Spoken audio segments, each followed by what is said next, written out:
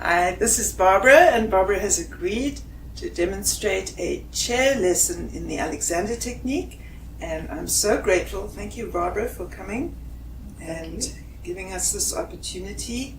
And we're just going to explain a little bit about the Alexander technique and how we do the chair work and why we do the chair work. It's been a while since you've had a lesson, isn't it? Yes. Yeah. And so like with everything, it does require practice. It is a kinesthetic training, and like typing is a kinesthetic training, playing the piano is a kinesthetic training. And so it is with the Alexander technique. And the movements that we're training are, in this particular instance, in chair work, standing and sitting. So let's just take a look. Yeah, your feet are a good distance apart, but if you move your left heel out just a little bit more, yeah, now take your right foot a little wider. Perfect, thank you. And that gives you a better base to stand on. And then remembering that as we go to the chair, we're going to let the knees go forward and away. And the first direction though, before we do that, just think about the space from the top of your head to the ceiling. Just allow that space. That's it. And then become aware of the space behind you. That's right. And that brought you up in the front and got you to lengthen up a little bit. And that's exactly what we want. And then just to be soft and easy as you sit. Knees go forward and away. That was pretty good. Wow. That was excellent. Most people bring their knees together as they move to the chair. That's excellent. And then of course the main thing is people tend to pull on their bodies in an attempt to have good posture, and that's what we don't want to do. We actually want to inhibit or stop the pulling. That's right. You let me have your hand. That's very good.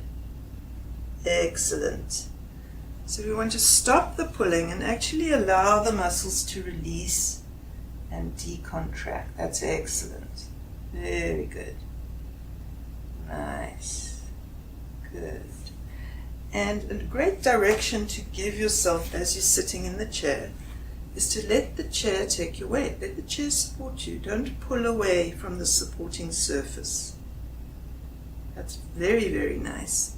And the other thing we want to remember is to use our eyes. So looking with meaning at what you see around you.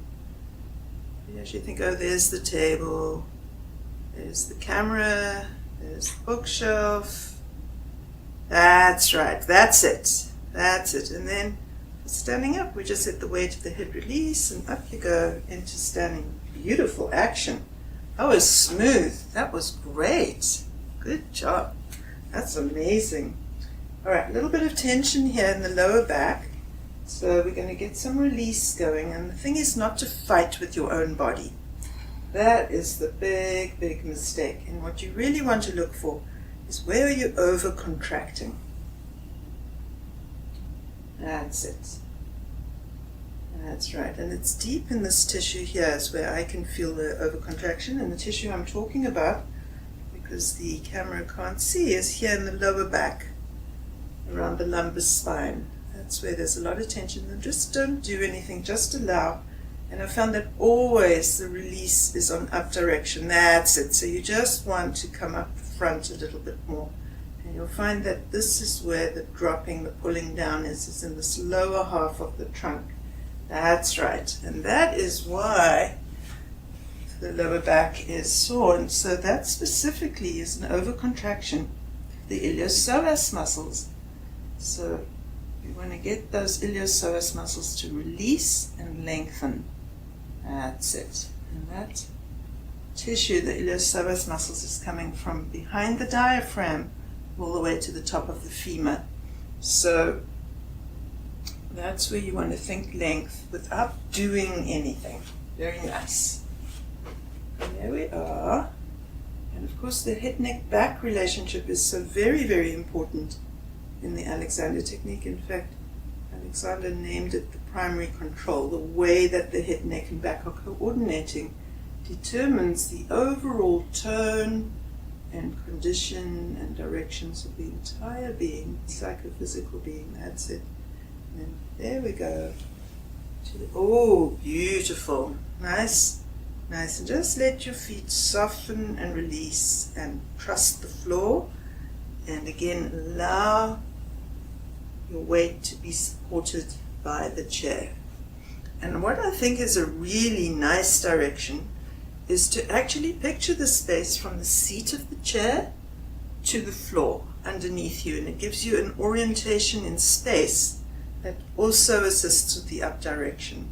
And then after that, to think from the top of the head to the ceiling, just to be able to feel that space. That feeling the space around you is a very powerful dynamic for coming into the present, which people talk a lot about. They say, oh, you must come into the present, but they don't say how.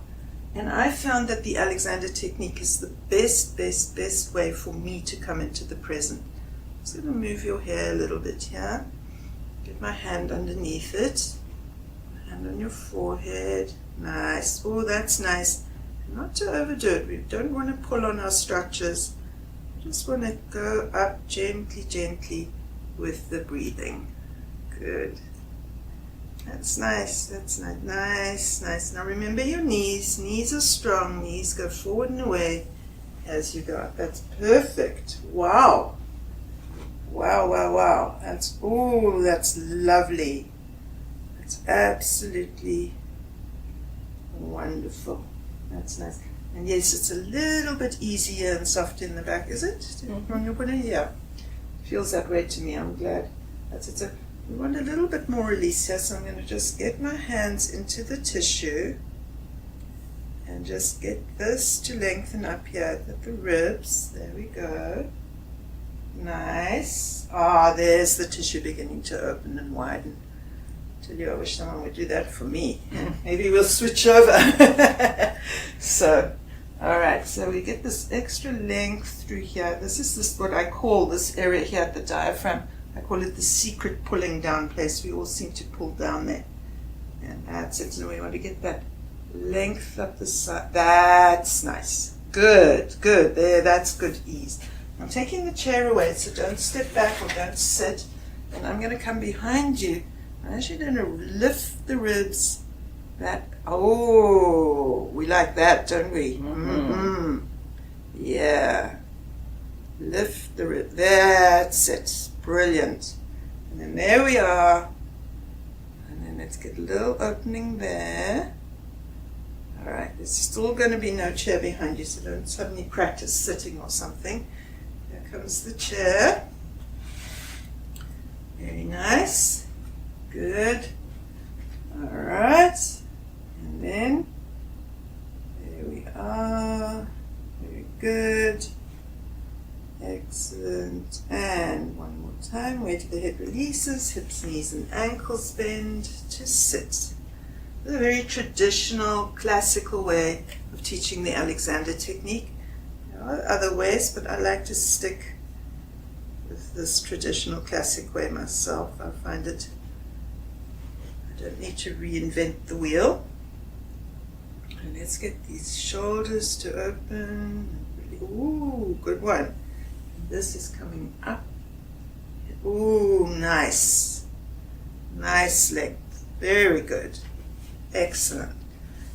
Round to the other side.